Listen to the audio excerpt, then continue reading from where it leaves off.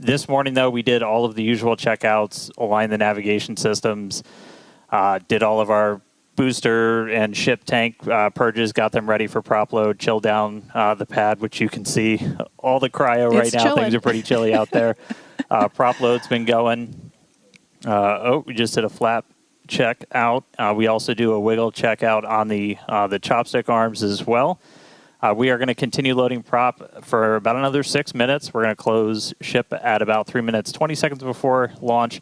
Booster just about 30 seconds later. So we've had at least one issue that we're still working in the background, expecting that to clear before we hit that kind of that hold gate at T-minus 40 seconds, and looking good. Yeah. So bottom line, things are looking good for liftoff here in just under 9 minutes. We're now at, looks like 8 minutes and 49 seconds. So everything's looking green so far.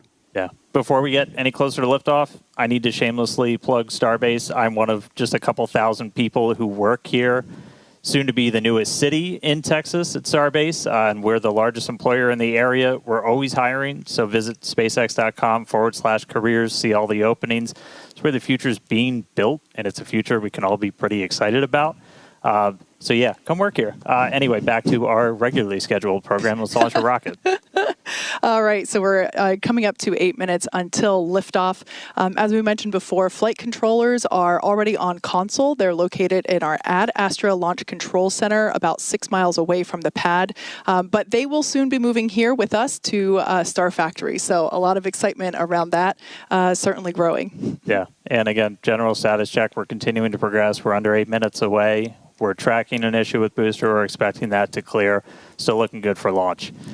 Speaking of booster, let's talk about catching one. Absolutely. The tower's 2 giant robotic arms that lift and stack Starship on a Super Heavy for final integration ahead of flight. We also use those to catch. It means we don't have any landing legs in the booster. Makes the booster lighter. Means we can throw more payload into space. Exactly. Following liftoff and after the 2 stages separate in flight, Super Heavy will return to the launch site, the same exact launch site that it lifted off from, reignite its engines to slow the vehicle down. Here we see playback from a previous booster catch. I believe that was our first booster catch.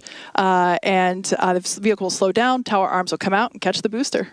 And just like the last few times, literally thousands of different vehicle pad criteria have to be met before we bring a booster back and try to catch it. We need healthy systems on Super Heavy, on the launch tower, and we need that final manual command from the mission's flight director for the day. If that command isn't sent before we finish the boost back burn, or if any of those automated health checks kick us out, the booster defaults to a trajectory, takes it to a landing burn and a soft splashdown in the Gulf. Yeah, we have said it multiple times before, but it still holds true today.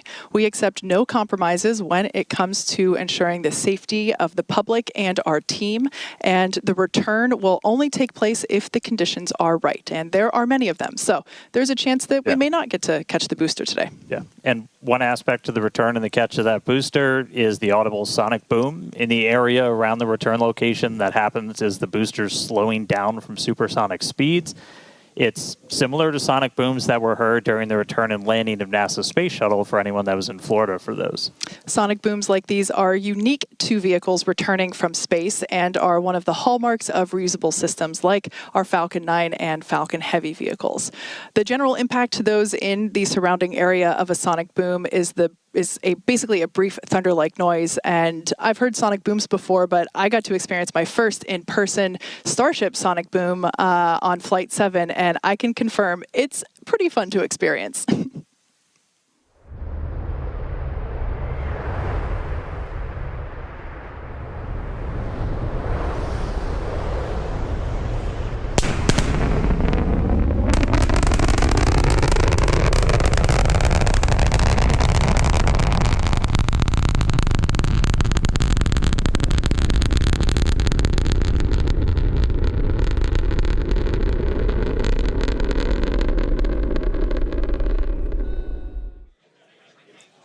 And as someone who has heard sonic booms many times in Florida, they are definitely a hallmark, and what a way to announce a returning space vehicle's return for reuse. Now, here in California, as you can imagine, the excitement is growing here. The crowd is growing. Kate mentioned our flight controllers in Ad Astra in Texas. Here in Hawthorne, we also have controllers on console in Mission Control, helping those teams in Texas monitor Starship's various systems, including the avionics and those 39 Raptor engines that were built right here in Hawthorne. Now, with 4 minutes, 30 seconds to go, Dan and Kate, how are we looking for a launch today? So we are still looking good. We're just about fully topped out on propellant on both vehicles. The closeout's going to be coming up in about a minute on ship, and then about 30 seconds later on the booster. We are still hearing chatter in the background about the booster issue that we're tracking. We may still be able to pass the hold, but if we need to hold at T-minus 40 seconds, we have several minutes that we can hang out there and work to just kind of troubleshoot those final issues before we get the go. Once we're fully loaded on prop, which is coming up soon, we've got just shy of 11 million pounds of liquid oxygen, liquid methane on both of those stages. And then once we're done, we're going to see that we're going to hear the ground lines do what's called pushback. So all of that propellant gets pushed out of those lines back to the tanks, clearing the pad for launch. Now, in the next few minutes, the guidance system will perform a final alignment. The automated flight safety system will be armed, and thrust vector control, or TVC, checkouts will be performed. As we said, if we do need to hold, it would come at that T-minus 40-second mark. That is the point in the countdown where we can pause to wait for final checkouts or pressurization, or if we need to continue to work through that issue. So once we pass through that T-minus 40-second mark, a number of things are going to happen quite quickly. The ground spin and ignition systems come up to flight pressure. The ship's going to go on to internal power. And after that, the quick disconnect, or QD, arm lockout is removed in preparation for retraction shortly after T0. And once we do pass that T-minus 40 seconds, we still have the ability to recycle the count under certain conditions back to that T-minus 40 seconds and hold there to assess what happened and if we can proceed again to T0. But that's only in certain situations. All right, so we're just about 2.5 minutes away. We do have a couple of things, like if we hit T-minus 10 seconds and you see water start flowing out of the deflector, that is a reason for us to scrub for the day, is that's once it's turned on, it doesn't turn off, and then we'll have to refill the tanks on both the water farm and the prop farm. Our team's gotten really, really good at refilling stuff really quick, so we can reposition for about a 24-hour recycle if we need to. Yeah. But speaking of we're things, coming up. We're coming up just under 2 minutes away. Now hearing we might hold at that T-minus 40-second mark while they still talk through a couple of troubleshooting steps. But again, if we hold there, we can hold there for several minutes, even with all prop fully loaded on the vehicle, before we can release the hold and decide to move forward.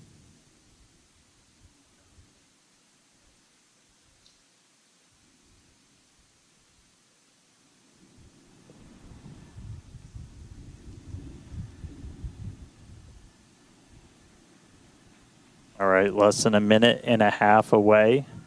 Again, keep your eye on the clock. Look for T-minus 40. We may hold there. It's not a rocket launch unless you're talking nonstop in the background until right before you lift off. Once again, if we hold at T-minus 40 seconds, we have an opportunity to hold there for several minutes. This is unique to Starship. We don't have this ability on Falcon.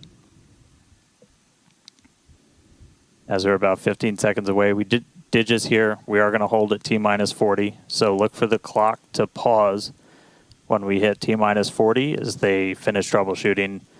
And then we'll let you know as soon as we start hearing more, and if when that clock's gonna start rolling. So holding at T-minus 40. So the team's talking in the background, still troubleshooting. Lecturer in law at the Australian National University. Thank you so much for joining us.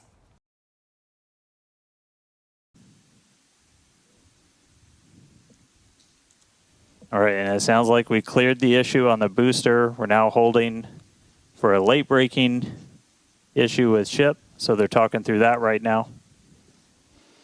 Dan, you mentioned things that we've gotten really good at. It's incredible to think that we just stacked this vehicle earlier this morning, and we're already, through prop load. Prop load's pretty much complete and ready to go. It's a very slimmed down timeline. Yeah, this by far will be our fastest. We stacked the thing for the first time ever with these vehicles less than 24 hours ago. We really want to get to a point where we can, fly rapidly, fly as quickly as possible. And so this is definitely a case to try and push that forward. No wet dress or anything like that with these vehicles. Absolutely. And should this booster come back for a successful landing, you were talking about the rapid part of rapid reusability. This booster may fly on a future Starship flight if we're able to catch it and bring it back online. So for those of you that have just recently joined us, we have paused at T-minus 40 seconds just to assess and work through a problem that popped up in the countdown, and we are holding here as the teams troubleshoot it. We believe that we have put in a solution and we will be able to proceed, but we have some chatter on some nets indicating that we're just holding here for a few more seconds. Now, this is a great opportunity for the teams. This is unique on Starship. We don't have this ability on Falcon to hold here, partially because there's just so much propellant that it takes longer as a whole for it to cool down with that amount of volume that we have compared to the Falcon vehicle. But this T-minus 40-second hold is pretty cool because basically everything that would have been a scrub is actually just an opportunity to hold here and work through it. Or I should say many things, not everything. Like I said, we're working through an issue now, but we can also pause here for final checkouts or completion of pressurization to get up to flight levels, that kind of thing. So it's a nice feature to allow the team to wait for final checkouts or assess final prop levels or engine health and that kind of stuff.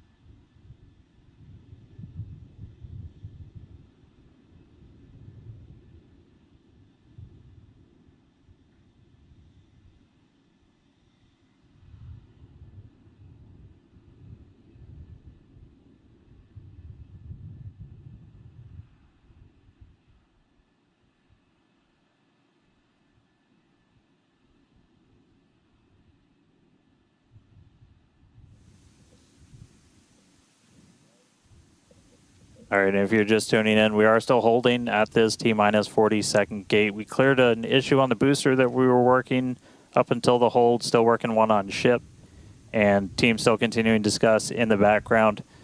We can still hold here for several more minutes. If we're not able to resolve the issue or find a workaround, then we would have to essentially scrub and stand down for the day. If that does happen, we can go as early as tomorrow, but that clearly depends on what work we might need to do to fix any issues. So just obviously stay tuned. But right now, we're a little over 5 minutes into this hold today. We've got a couple more minutes that we can hold at T-minus 40 before we have to kick out. Essentially, looking at a lot of those propellant temperatures on both vehicles, you want those to stay in pretty specific ranges for engine startup and things like that. That's what generally drives how long we can hold at T-minus 40. So still hanging out. As soon as we hear an update on the ship, we will let you know.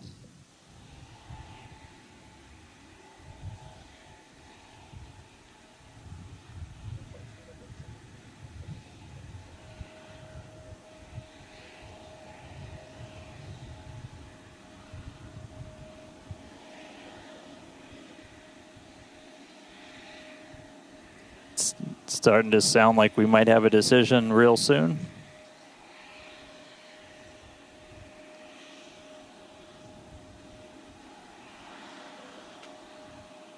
All right, you see the clock rolling. It is time to go for launch.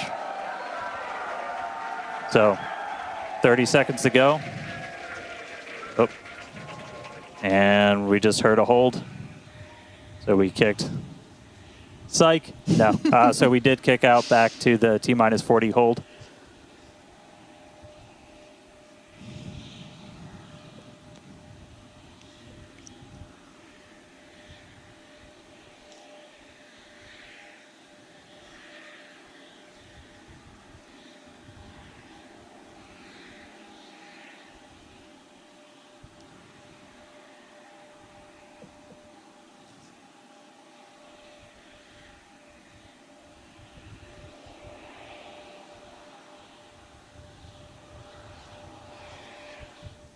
All right, so as we started counting back down, we did trip a few more holds automatically from the booster itself. So we are now going to hang out here again at T-minus 40. They've got a couple more troubleshooting steps that they can take. If we're able to get through that, we can start counting down again. If not, we could always offload and try again on either tomorrow or another day. But right now, we're not done for the day yet. Still holding at T-minus 40 seconds. And as soon as we hear some more or start seeing that clock move, you will know if we're going to go for our launch attempt today or if we just try it again another day. So keep listening in, and we'll have an update shortly.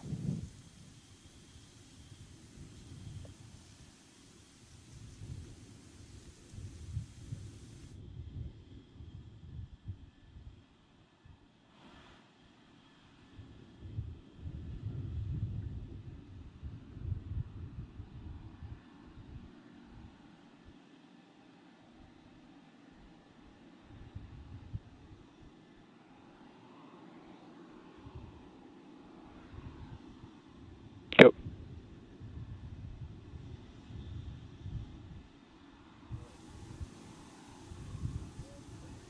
All right, and we did just hear the call. We are going to offload for today. So we had a couple of holds trip as we started counting down from T-minus 40 again. And it's not something we can change with small config tweaks. So we are going to offload our prop and then try again another day. So we're able to fully tank the vehicle. We're unable to lift off today, but just because we don't go today doesn't mean we're not going to go tomorrow or one of the days coming up. So we are going to start offloading all of that propellant on the booster and the ship. As we talked a little bit earlier, we can go as soon as 24 hours later. We won't know that for sure until we dig into everything that kicked us out of our attempt today. So obviously just keep an eye on all of our updates. So we are expecting could be about 24 hours, but we will definitely let people know. Yeah. So we want to thank everybody for tuning in. Unfortunately, we would have liked to lift off today, but the teams are doing the right thing and standing down while we troubleshoot, and we'll share more information as it becomes available, including when our next launch opportunity is. So be sure to keep an eye on our SpaceX account on X, and as I said, we'll share more information as it becomes available. All right. Thanks all for joining us today. We'll see you at the next attempt.